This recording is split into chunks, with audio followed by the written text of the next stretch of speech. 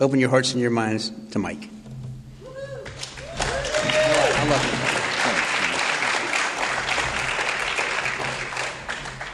you. Good morning. I'm Mike. I'm an alcoholic. My sobriety date is April 23rd, 1985. For that, I'm grateful. I want to thank Keith and the committee for inviting me, all of the speakers who have talked before me. For everybody who's attended, it's been a wonderful weekend, and I've just been really, really, really grateful that I've been able to participate and be part of this. I'm not nervous, but I feel kind of like a mosquito in a nudist camp. I know what to do, I'm just not sure where to start.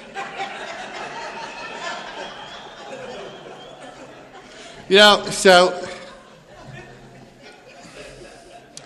I wake up one morning, some of you identify with this. This is a long time ago, but I was sober probably 15 years at the time. And I wake up and I had a concern. And I laid in bed for a minute and it became a problem. Nothing changed other than I thought about it. I'm laying in bed with my new problem for another minute. It becomes a crisis. Man, it went from a concern to an immobilizing crisis within about 3 or 4 minutes. And the only reason it happened was because I was thinking about it. Thank God for Alcoholics Anonymous, because I knew what to do, and I fell to my knees and said a prayer, called my sponsor and said, I'm coming to get you. I didn't say, are you available? I'm coming to get you. And I went and I picked up Howard, who was my sponsor at the time, Howard P. And that was Keith's sponsor as well. So I pick up Howard and we go to Denny's to have some breakfast. And we're in the booth and I'm looking across the table and I share with Howard my crisis.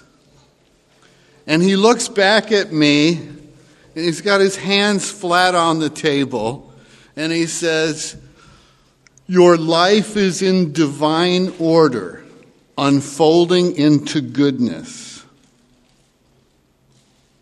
Clearly, he did not understand the magnitude of the crisis that I was dealing with, but being a salesman, I quickly recovered. I regrouped and repositioned what I had to say and gave it to him from a different angle. This time, I'm expecting I'm going to get something that I can use. He looks back across the table, and one more time he says, your life is in divine order, unfolding into goodness. Now I'm looking to see if he's got his hearing aid in, because I'm getting a little upset here, because I was really feeling this, and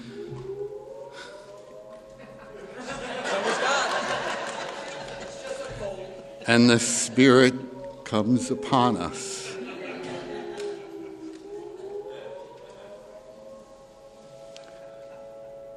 That could be really distracting to somebody if they were given a talk. I'm just saying, it could be, but it's not going to be to me. One last time, I'm looking to see if he's got his hearing aid in, and again he says, your life is in divine order, unfolding into goodness. But this time he could see that I was having some trouble with it. And he took a minute, he expanded, and he said, if you go back through your life as far back as you can go and you look at all the circumstances and events that have occurred that brought you to this moment in time, and you're honest about it, you'll notice that throughout your life, the times that you were afraid, what you were afraid of generally didn't happen. Those times where you really wanted something really bad, what you ended up getting was something better than what you wanted.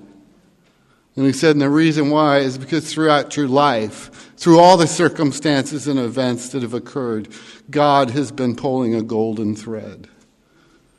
And that's what's led you here today. I went home with a new assignment And that assignment was to go through my life and to see where God had pulled a golden thread. It's almost like looking at your life in the rearview mirror, but I could look back at those early circumstances. I'm going to share a few of those with you. I was 6 years old and I lit the house on fire.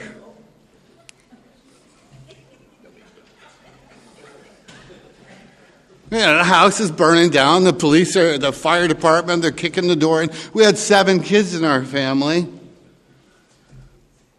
And we're across the street sitting on the porch watching these events unfold. And I'm sitting there and like the neighbors are counting to see if all the kids are there, if anyone's trapped in the house. And the road's blocked off and there's all kinds of action and commotion. And I'm sitting there on the porch watching these events unfold. And there's only one thing that could possibly be going through my mind at that moment, and that was, there is no way that I'm ever telling anyone that I lit the house on fire. Sorry, wasn't happening. You know, I'm a little kid, man, and I'm trying to sleep at night. And, you know, my dad was a sober member of Alcoholics Anonymous, but he was in early sobriety then, and there was still a lot of conversations late at night that would get loud. And I would be in bed afraid, not knowing what's happening. I would be thinking about my behavior already. The house on fire, these types of things, the lies that I had to already start. I remember one day I went to my mom. It was probably weeks, but it seemed like months. And I finally went up to her and tears in my eyes. Mom, I did it. You did what? I lit the house on fire. Oh, we knew that. That was my whole life, guys. I always thought nobody knew. They all knew. My drinking was a type of drinking that if you put me in a room with a 5-year-old kid, that 5-year-old kid would come back and say, that guy shouldn't drink. I mean, you did not have to be an intellectual gorilla to figure out that alcohol didn't work for me. Now, Christina gave a beautiful story this morning. I'm sitting there listening to her tell some parts of my story. Okay? And then last night, with Deb, I'm listening to her tell parts of my story. And Carl, Friday night, and tell parts of my story. That's one of the nice things about being able to share and to listen to your stories and to be able to exchange our stories and our ideas and the things that have happened to us. My first detox was in Children's Hospital in Buffalo, New York. And they put me in Children's Hospital because I needed to be medically detoxed. And while I was in that hospital, my AA dad and his AA friends would come and see me during the day. And I'm in Children's Hospital. They would come and bring me cigarettes and talk to me about AA. This was 1975. And they suggested that I go to AA. And the medical team, they would come in and see me. And they suggested that I go to counseling when I get out. So I had in my mind, if I go to Alcoholics Anonymous or agree to it, and I go to counseling or agree to it, they're going to let me out of this hospital. And everybody's going to forgive me. Everybody's going to be okay.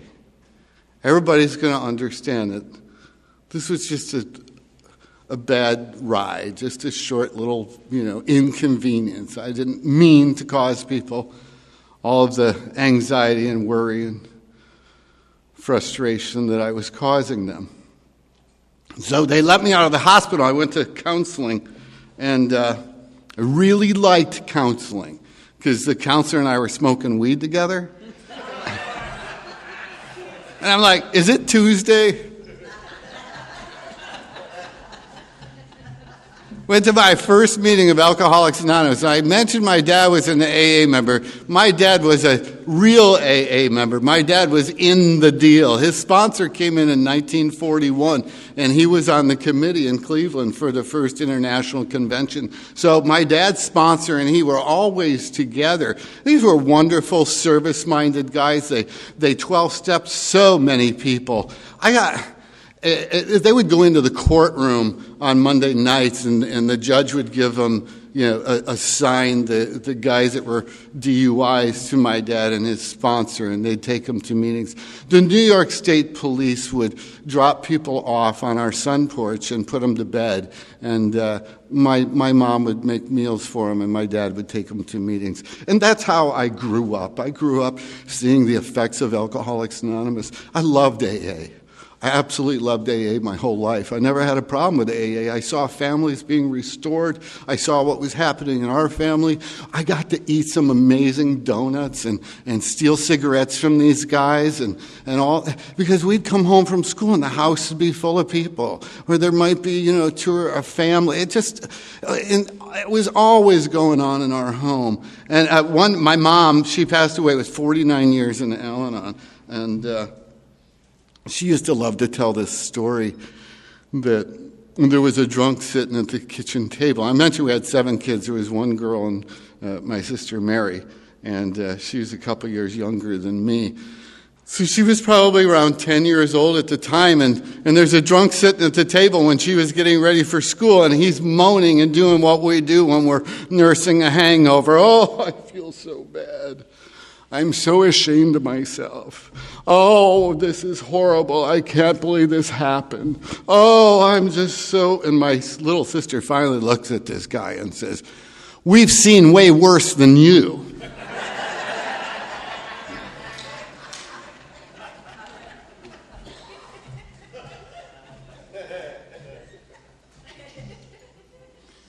I would love to tell you that I went to my first Alcoholics Anonymous meeting then, which I did.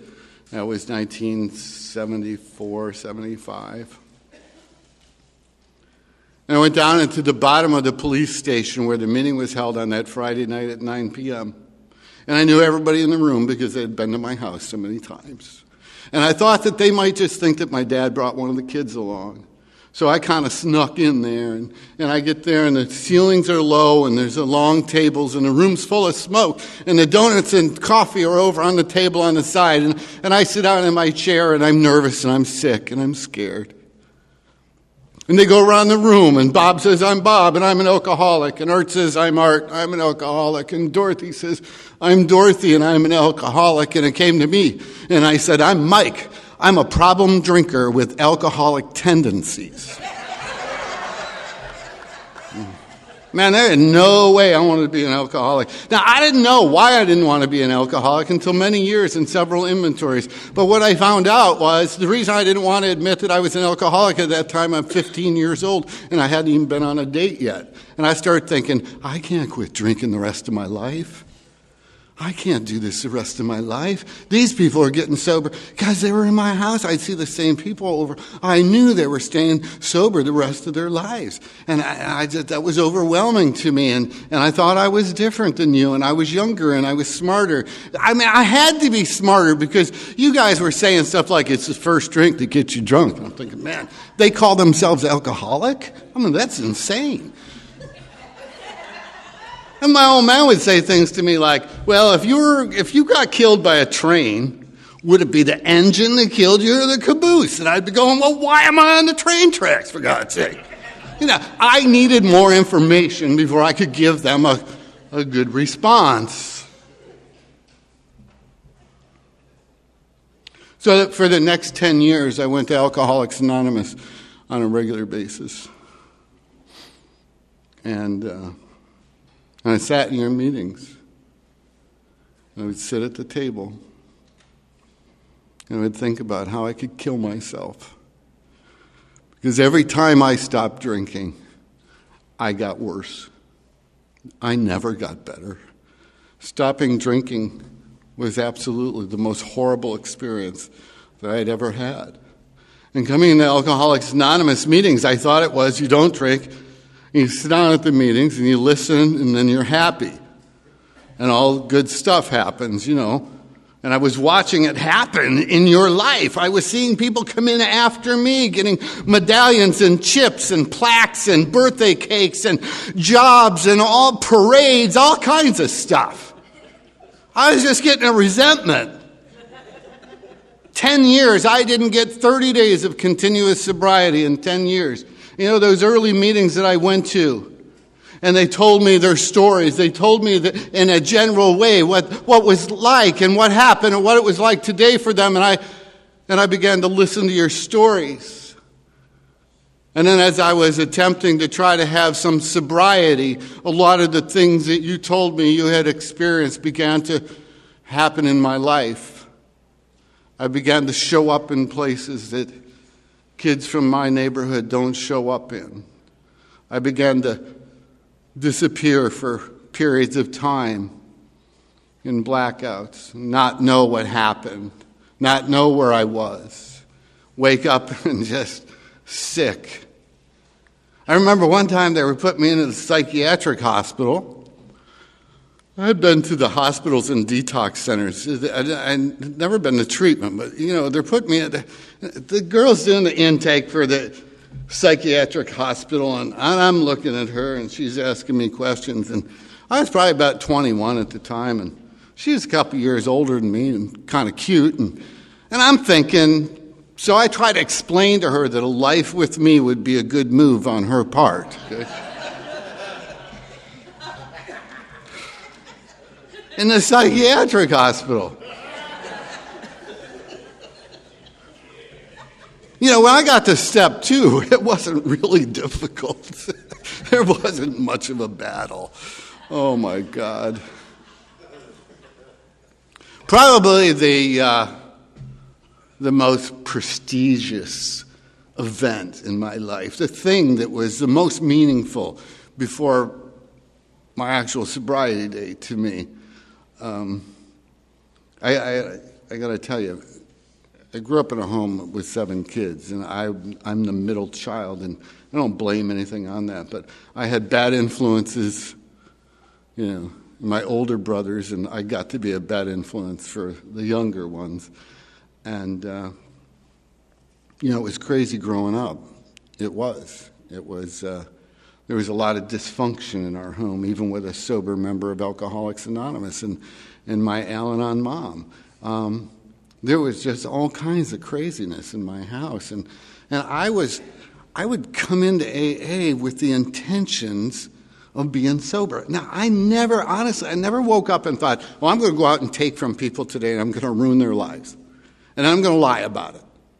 I never really thought that was, I didn't wake up that way. As a matter of fact, I'd wake up thinking, I'm not going to drink today. I'm going to stay sober and go to Alcoholics Anonymous. And everybody's going to like me, and it's going to be good. And I would go to Alcoholics Anonymous, and I'd sit there and try to think how I could kill myself. And this cycle continued. So that event was, because my alcoholism hit me at age 15, I didn't do much in school. As a matter of fact, when I entered my senior year of high school, it was a new school for me, and in New York State at the time you needed, I think it was 18 credits, okay? And I had 2. 2! Senior in high school. So my alcoholism is absolutely full-blown, okay? And I somehow convinced the principal of that new school for me that we could put a plan together for me to graduate. And boy, I'll tell you, that man went to work and he put a plan together and he gave me credits for stuff like, going to the bathroom. I mean, it was ridiculous, okay? I mean, I got credit for everything. Well, the plan was incredible. The challenge was I was involved in it. And I couldn't show up. I didn't know how to take the actions to fulfill the plan. But they did. Well, anyway, I would go to school so hungover and just so sick when I would be there that the principal's poor secretary would bring me coffee. Okay? After so I'm going to tell you, I graduated, but I knew I didn't deserve it. Anything good that happened in my life, I knew I didn't deserve. Okay, I just didn't, because I was a dirtbag. I was a taker. I was a disappointment. I was a loser. I couldn't learn. I was uneducated. I had an undiagnosed learning disability and didn't know any of these things. Okay, and my parents were doing the best they could. And the day that I graduated high school, I was 18 years old. You could drink in New York State legally when you were 18, so of course I had to stop at the bar and do some shots. And then I got to the graduation. It was in the city of Buffalo, and it was in Kleinhand's Auditorium, and it was a big auditorium, and hundreds of people are there. And my mom and dad and my grandma and the mayor and people from the community and all these people. And now, I had a lot of nicknames in school, okay, because I wasn't there very often, and people were often looking for me for something. So as I'm walking across the stage, from the back of the room, it's as quiet as it is in here. And someone yells out one of my nicknames. Drugs! Before I got that diploma, one more time I knew I blew it, man. It was just a disappointment. I let them down again. I embarrassed them again. And that's how I felt my life was. I'm going to speed up a bit here. April 1985. I break into a house because this time I'm going to kill myself. And I know the guy's got a gun because he almost shot me with it. I broke into this house to find the gun, and I never found the gun. And I made it to the top story of the house, and it was beginning to get daylight. And I'm looking out, I'm in the attic, and I think, if I dive out of this house, am I going to hit that sidewalk and kill myself? Or am I going to hit that sidewalk and flop around in pain for the next few hours till someone finds me? And folks, I just wanted the pain to stop. That's all I wanted. I wanted the pain to stop. And I look out that window, and I see 3 black ladies walking down the street wearing these funny church hats. And for some reason, I remembered the God of my childhood, and my grandmother used to come over to our house on Sundays after Mass, and she'd have people with her, and they were always wearing these funny church hats. And I remember this from being a little kid, and I saw these ladies walking down the street wearing these funny church hats. I don't know if it was a hallucination, an act of God. I don't know any of that, but I know this. When I saw them and I thought of my grandmother and my childhood experience with the God they introduced me to, I knelt down in that room by myself that morning and I said the same prayer all of you have said, and that was, God help me. And I want you to know that it was a different prayer than I had prayed the hundreds of times before. For some reason, that voice within was calling out, and I could feel something different, but yet I didn't know what it was. And I went on and drank all the rest of that day. And at the end of that day, I was in a bar alone. I was alone all the time. And I was afraid. And I know that morning I asked God to help me. And I picked up the phone. And I called the only guy left that I thought might be willing to answer the call, and that was my dad. And he said, where are you? And I told him, and the next day he and another member of Alcoholics Anonymous came and met me in a diner, and they did a 12-step call on me. And we talked about my options, and I didn't have any. They were gone. It was recommended that I get medically detoxed. So the next day I went to the Erie County Medical Center. My brother dropped me off, and as I walked in the door, the admissions counselor met me in the lobby, and he put his hands up and he said, you can't come in here. You've been here too many times. We can't help you. Leave. I had never been more broken in my life. I had never been more hopeless in my life. I think the idea of this incomprehensible demoralization that we get to, I walked out of that hospital full of fear, hopeless, resentful, and scared, just scared to death.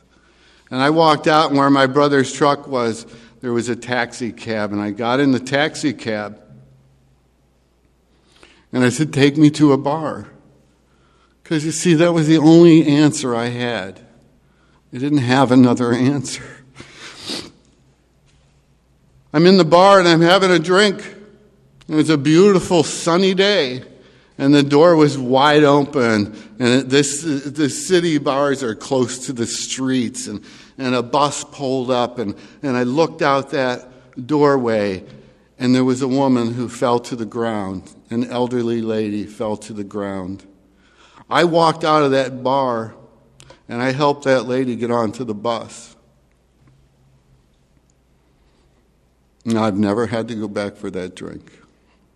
It's probably still sitting on the bar. Now, I want you to know that when Ebby, Bill's sponsor, carried a message to him in December 1934, one of the things that Ebby said to Bill was this. He said, "Bill, this is a new kind of giving. We're not looking for reward or expectation. We're giving because that's our obligation, our responsibility. It's a new kind of giving. It's a kind of giving where we don't ask for anything."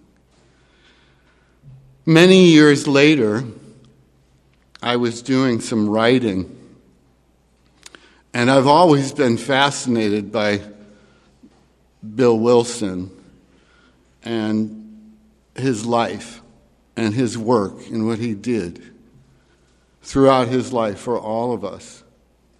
One of the things I was always so impressed with Bill was his spiritual experience that he had in Towns Hospital.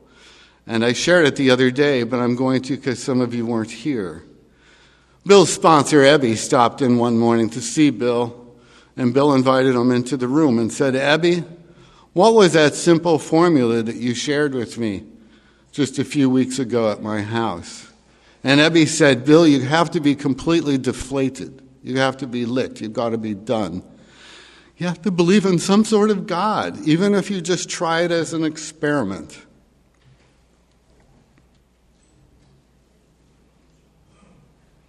You have to list the things you've done and write it down and be willing to share it with another person, have a confession. Then you have to pay restitution for the harms you've done and be willing to talk to another alcoholic. And that was the message that Ebby gave to Bill. And Bill said Ebby left the room, and when he left the room, he fell into the darkest depression he had ever been in. And he said in the depth of that depression, he cried out as a child, "If there's a God, show himself." And he said the room lit up a bright white light, and he felt like he was standing on a mountaintop, and he could feel the breeze of a spirit, and he knew he had been released.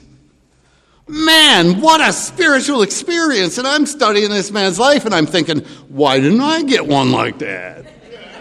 You know, I'm a child of God, too. Now, Howard had given me these instructions to go back through my life and to see how God was pulling a golden thread. And I see Paul J. with his hands up saying, "You can't come in here." I see the fact that there's no gun in the house and these three ladies are walking down the street. I see the lady on the ground. I see this woman laying on the ground, and I reached down to help her up. And I followed her on that bus. And when I got to that part, going back through my life looking for the golden thread,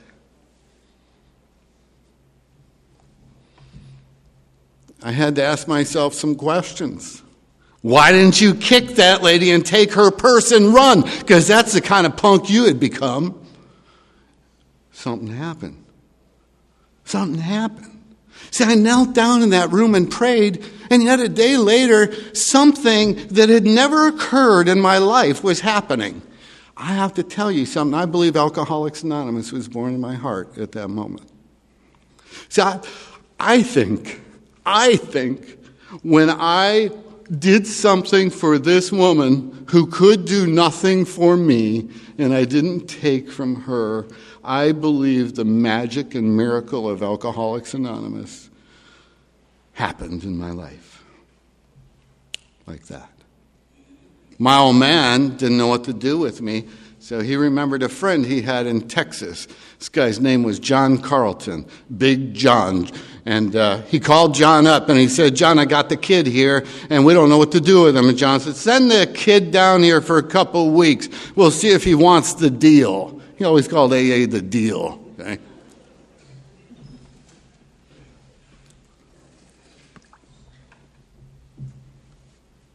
The deal. John got sober on October 28th, 1951.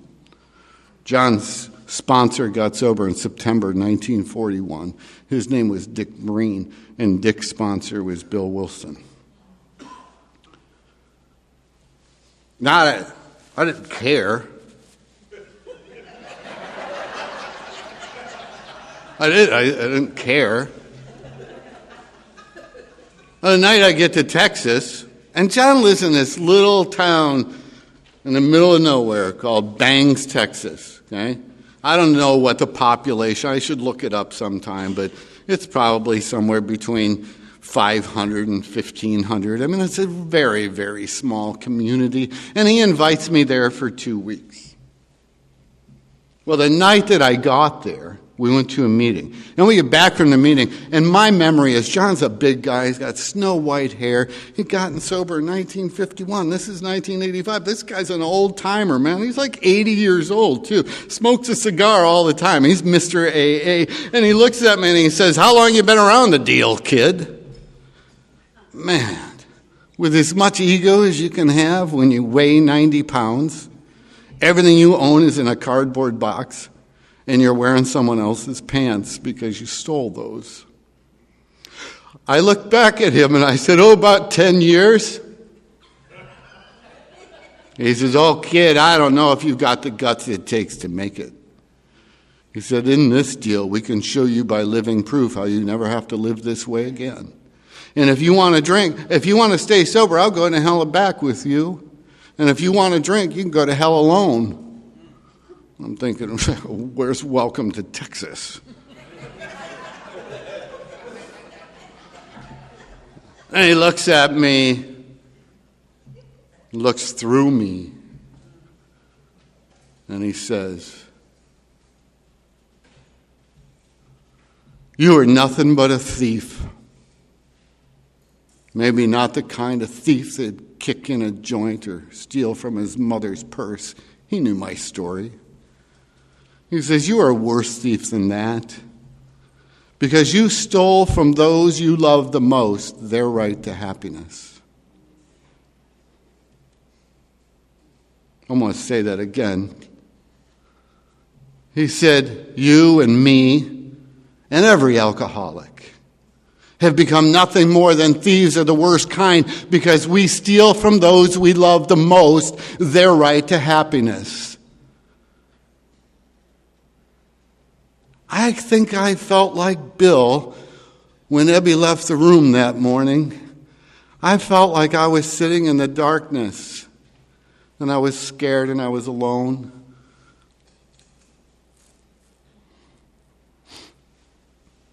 They say the truth will set you free. What John was able to do was he was able to enter the cave because he had the truth. And when he entered the cave, he was able to enter it because he was one alcoholic who had a message of depth and weight, and he could reach me. He did not make me come up to where he was. He came down and met me where I was. And he grabbed my hand, and one step at a time, he led me out to the sunlight of the Spirit, which is this canopy of Alcoholics Anonymous that covers us. I didn't like him all the time. One day I said, and this is a 12-step call, a talk on the 12th step. Right? One day I said to him, now, because I'm hearing it, man, I'm starting to listen to you guys, and I'm hearing it. Honesty, honesty. Willingness, honesty. Open-mindedness, honesty, honest. Always. I said, I don't want to go to a meeting tonight. Why not, kid? Oh, he always called me kid, too. Well, he actually had two names for me. Howard asked me not to share the other one from the podium, so we're going to just stay with kid. How come you don't want to go to the meeting, kid? And I'm getting honest now, and I said, well, you know, it's at the drugstore, and it's the same guys that go every week talking about the same stuff. And they're all these guys from the oil wells and stuff, and farmers, and hicks, and I'm from Buffalo, man. Come on. Yeah, they're calling me a Yankee, and yeah. Hey. And they talked funny. And I said, and John, there's a baseball game on, and I'd like to watch it. And he says, oh, is that right, kid? He said, we don't go to AA to get. We go to AA to give. And I said, yeah, you go to AA to give. You're Mr. AA. You've got something to give. But I don't have anything. I mean, you're not going to sell me on that. I don't have anything to give. I got no money. I got no education. I'm unemployable, and I stayed that way for a couple of years. I got nothing. And he said, kid, there may be some new guy or girl down at that meeting, at their first meeting. And when they go around the room and they introduce themselves, somebody might look at you and say, if that guy can stay sober for 6 weeks or whatever it was, I can stay sober today.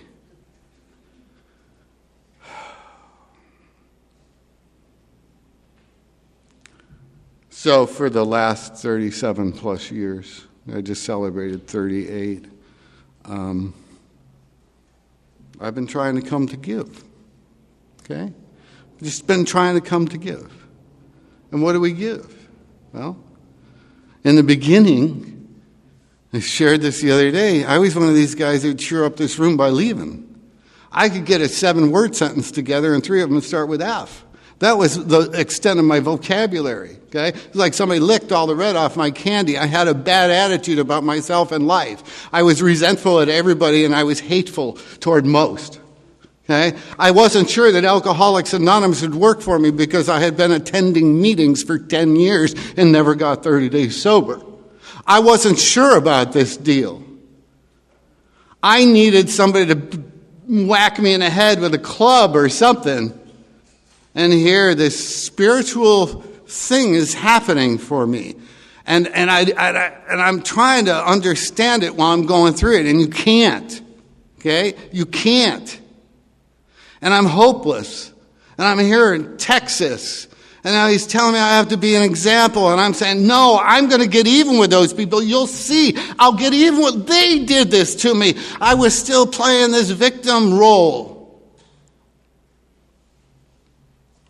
Finally, he said, kid, if you're going to get even with someone, why don't you try to get even with someone who's been good to you? Take that one home today, folks. Let's all try to get even with someone who's been good to us. That's why I come here. That's why I do the work that I do. That's why I dig into the history and share the history and do whatever I can. Let me tell you a little bit more about this sponsor of mine. He invited me down for 2 weeks. I told you that. He had a little 1-bedroom humble apartment. He gave me the bedroom. I stayed for 2 years. See, I did everything alcoholically, even get sober. After the experience with Big John and his best friend Bill O, these guys both got sober in 1951, and they loved me when I was not lovable. They nursed me when I needed it. They clothed me when I needed it. John went and bought me 2 suits. Come on, kid.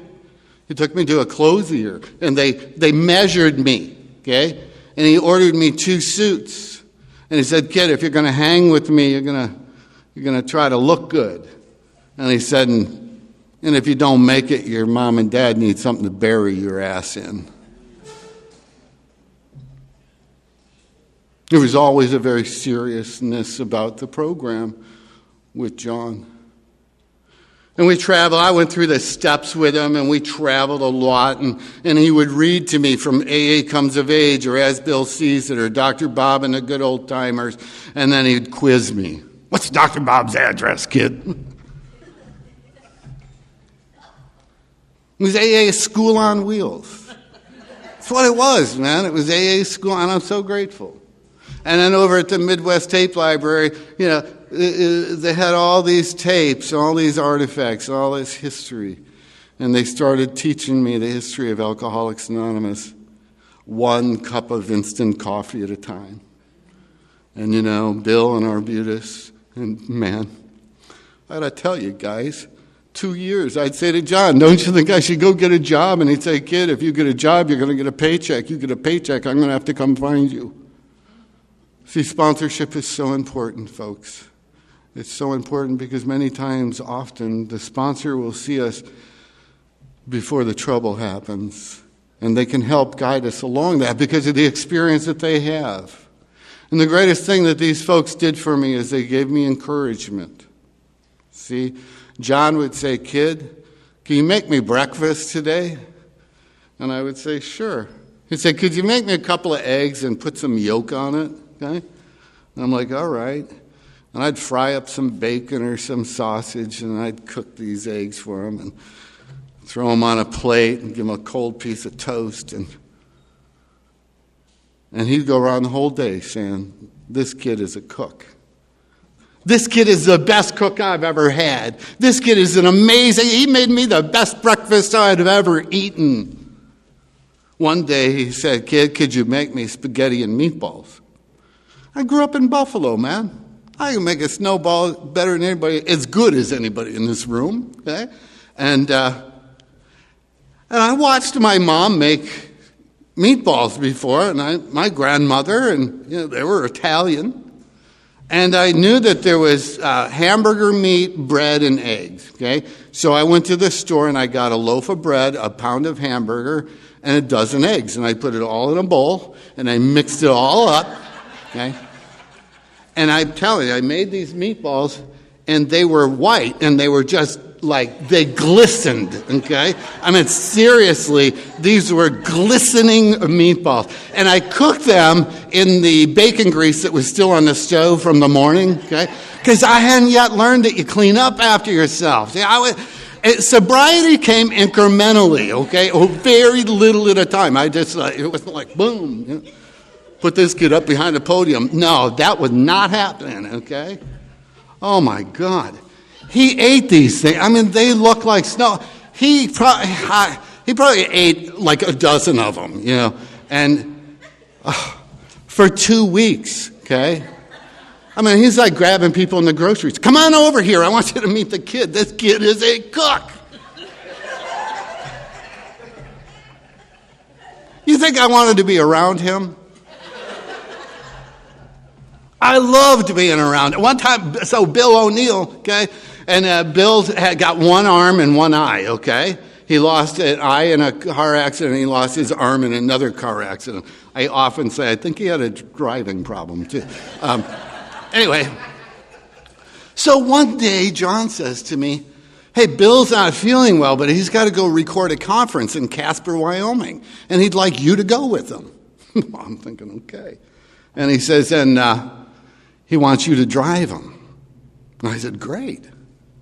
And he said, well, Bill's never asked for anyone to drive him. You're like the first guy.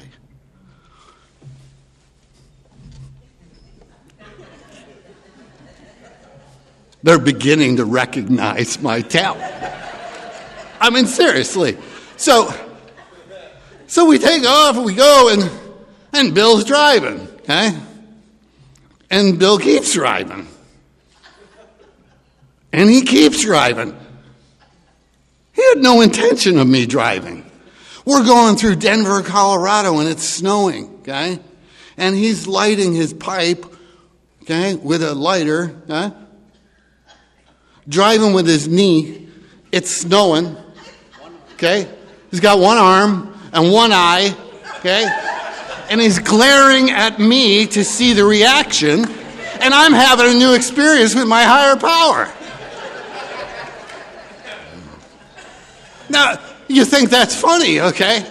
Like 20 years later, I was getting in the library, and I'm visiting with his family, and I said to his daughter, I said, I remember the time I got to drive your old man, and this was a big deal because I was the only one that ever got to drive him. And she's like, right.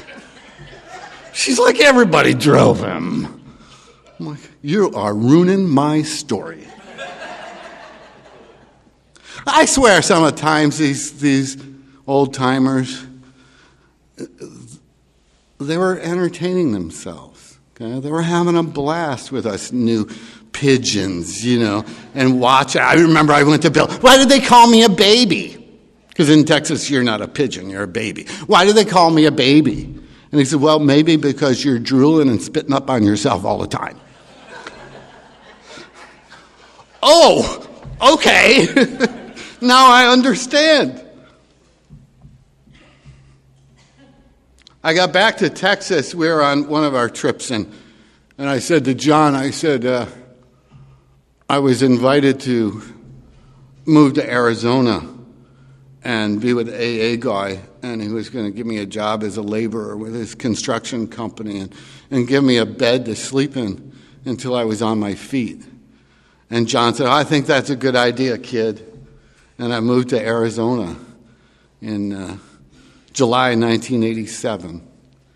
And I took that job, and I was a laborer, and I was sponsoring guys, and I was going to meetings, and I was in the middle of this deal because that's the only way that this alcoholic can survive. See? Left to my own devices, I'm gone. I know that. I have to surrender my life to you, to Alcoholics Anonymous. And I'm going to tell you, I said that one early sobriety. I said to John, I'm doing the steps. And he says, good. And he said, how are you doing on step one? And I said, oh, I did step one. I surrendered. And he said, let me ask you, over that 10 years that you were coming to AA, did you ever surrender? And I said, oh, yeah. And he said, well, how many times? And I said, probably hundreds. And then he said, so there's something more to this than surrender. Wouldn't you agree with that? And I looked at him and I said, what is it? And he said, this program is as simple as ABC. We accept, we begin, and we continue. We hold on to the God of our understanding. We have gratitude for each sober day, and we attempt to work with another alcoholic. And when we do that, we'll get up, stand up, and stay up. Simple as ABC, accept, begin, and continue. So I'm doing this job in Arizona. I have a day off, and I'm out by the pool. And this girl dives in the water. I dove in after her. I swam up to her, and I said, my name's Mike, and I'm an alcoholic. Guys, I didn't know anything more than that. Honestly, okay? I mean, it took a long time before I could even say that sentence. And she says, my name is Joy. And I thought, I need more joy in my life. We went out on a date. She was there visiting her parents.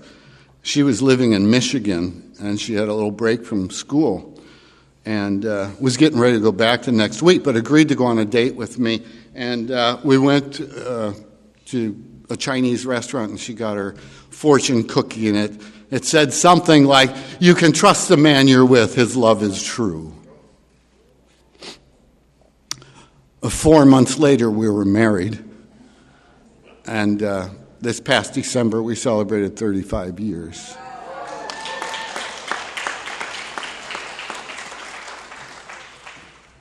Now, I can tell you, I never dated.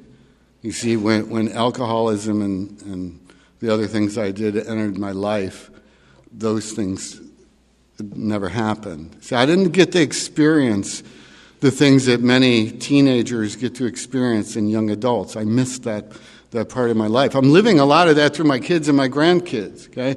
But I didn't get to experience a lot of it. I missed those things. And I don't have any regrets for that, because today I get so excited by being part of a family, okay? A family that, Joy and I decided that my son moved to Colorado at the beginning of the pandemic, and Joy and I decided we would move there. Well, now my other son's family moved there, my nephew moved there, my daughter's there. We're all there all together, okay? And one of my brothers said, it's kind of rare that somebody your age would, their kids would want to live by them. And I thought, well, no, that's got nothing to do with me, man. That's Alcoholics Anonymous. See, that's what AA does. It gives you a life. It gives you a design for living that's unlike anything else that we do. And, service isn't a secret, okay? See, it's not a secret. Ebby said to Bill, it's a new kind of giving. It's a giving without expectation of reward. In here, we do things without thinking about ourselves first. That's so hard for an alcoholic. So we started our family. Andrew was born. He was our first. And then we had Emily, and then Josh. And I'll just, share a few things. Andrew works with me. He's 33 years old. He's got an absolutely adorable son who's 2 years old that brings so much joy and so much love into our home. I've never seen a child happier than this child. My daughter has been a victim of chronic illness for the last 12 years. She spent way too much time in the hospital, way too much time in bed. I've dropped her off at the ER before I came here. I was texting her last night, and they're getting ready to do some liver biopsies and some things like that. Her name is Emily, and please, in your prayers, add Emily, please. Now, my youngest, Josh, I got back from a trip one time, and I'm out in the garage, and Josh is 17, so I was 27 years sober, and I'm cleaning up the garage, and I got the garage door open. We're in Phoenix. It's a nice summer day. It was July, and next thing you know, I'm hearing some noise, and I look, and I see a movement of blue coming toward my house, and I recognize, oh my, that's the police. And I quickly opened the garage door because they had one of those things in their hand where they were going to knock it down. I opened the garage door into the house, and they're yelling for my son, and I find myself on the floor next to my wife, and we're both in handcuffs. And the first thought that went through my mind was, your life is in divine order, unfolding into goodness. The second thought that went through my mind was, so is his. So is his. His life is in divine order, unfolding into goodness too. As the police marched him out of the house in handcuffs that morning, I knew it was okay because of Alcoholics Anonymous.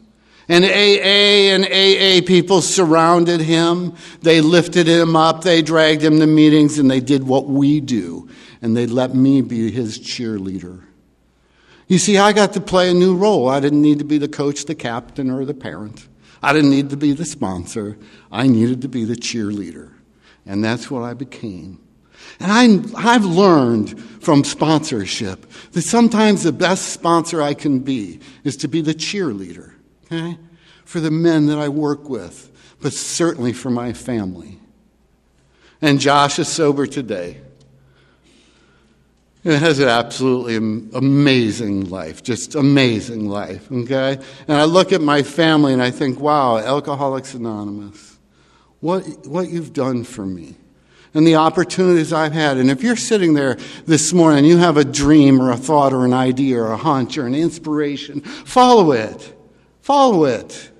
You see, because I came to you with no dreams left.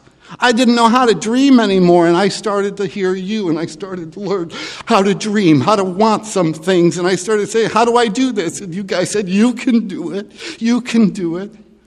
It takes some action. It takes some effort. It takes some action. It takes some effort. It takes some action and takes some effort, okay? I got back from a trip, and this guy had asked me while I was gone if I would be interested in writing a book with him. And I said, sure.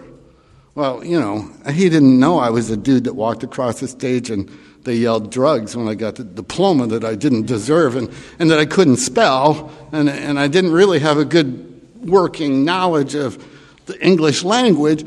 But, yeah, you want me to write a book, I'll write a book. So he calls me the next day and we talk about it. We decide what we're going to write a book about.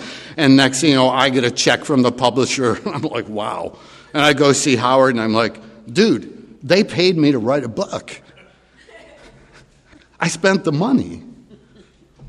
I haven't started writing the book, and I don't know really what to do. And he's like, just start. Howard was, all of the people in my life became my cheerleaders. See?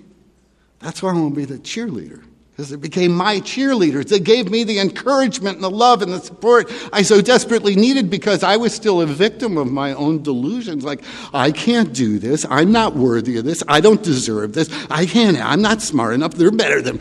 No, I just began to do what Alcoholics Anonymous teaches us to do. And that's just take the action that's in front of us. So I ended up writing 4 books in 2 years. How that happens, I don't know. So if you have a dream, and that wasn't my dream, but if you have a dream, you can do it. Just take the action. So my oldest brother, Jim, had gotten ill, I think it was 2013, and he and I weren't real close. He was the oldest, and for a period of time, it was not close to the family. And he kind of started to come back in the fold toward this time, and he was 59 years old. He was diagnosed with lung cancer, and during that last year of his life, I was in touch with him. He came out to Arizona, and we visited, and then finally toward the end of his life, I decided that I was going to go back there and spend a little time with him. And I made arrangements to do that, and I went to see Howard before I left to go see Jim. And I said, Howard, I'm going to go see my brother, and it looks like this is going to be the last time that I see him. And I don't know what to do, and I don't really want to see him like this. And he wants me to stay with him. I was going to stay with my mom, who lived a few miles away. But he didn't like that idea. He wanted me with him. And Howard said, his life is in divine order, unfolding into goodness. I went back there, and Jim picked me up, and we started having some conversations, and I said, my sponsor has told me my life is in divine order, unfolding into goodness, and that I should look back through my life to see the circumstances and events and see if I could see how God has pulled a golden thread through my life. And the reason that he asked me to do that is because when I do that, I can trust that it's going to be okay. I can trust that the next steps are going to be okay. That God is still with me and it's going to be okay. And me and Jim began to go through his life. We began to look at the times where he sacrificed his desire to have his way so that he could minister to his wife, who passed away a year before of the same disease. And you see, we were able to see that it was when he was of service that he was connected with God. When he was of service, he was connected in unity with his family. I walked away from there, and it was the last time I saw Jim. And I was invited back a couple weeks later to give the eulogy at his funeral. And I went and did that, and I stayed with my mom that time. And Mom took me to the airport after the events were all over, and I gave her a hug and a kiss. And she had a little bit of a cold. And I went home and had our family, And about 2 weeks later, my mom gets brought to the hospital. And they couldn't figure out what was wrong with her, but yet things just started shutting down. And about 2 weeks after that, I get a phone call from my brother. It says, Mom, she'd been in the hospital this period of time, and Mom woke up this morning and she asked for you. I went to see Howard. I said, Howard, I'm going to go see my mom. Looks like it's going to be the last time I get to see her. And Howard, again, reminded me that her life was in divine order, unfolding into goodness. And I'm going to tell you the kind of service that AA and Al-Anon does. I made it to my mother's room at midnight that night. And I got to her bedside, and we prayed with a room full of children and grandchildren, and it was a joyous event. It was not sad. And they all left, and I'm sitting alone with my mom on the side of her bed. And I said, Mom, is there anything that you want to do? And I got to tell you, my son Josh had just gotten 1 year of sobriety. She said, can you call Josh? I want to talk to him. She calls Josh, and she tells him how proud she is. My nephew, a few months before that, had called me and told me he was in trouble, and he came out to live with us and to get sober, and he's still with us. He'll have 10 years next week. And my mom said, I want to call Tim. And she called him. And she said she was proud of him and that she loved him. I left the hospital that night, and that was the last time I saw my mom.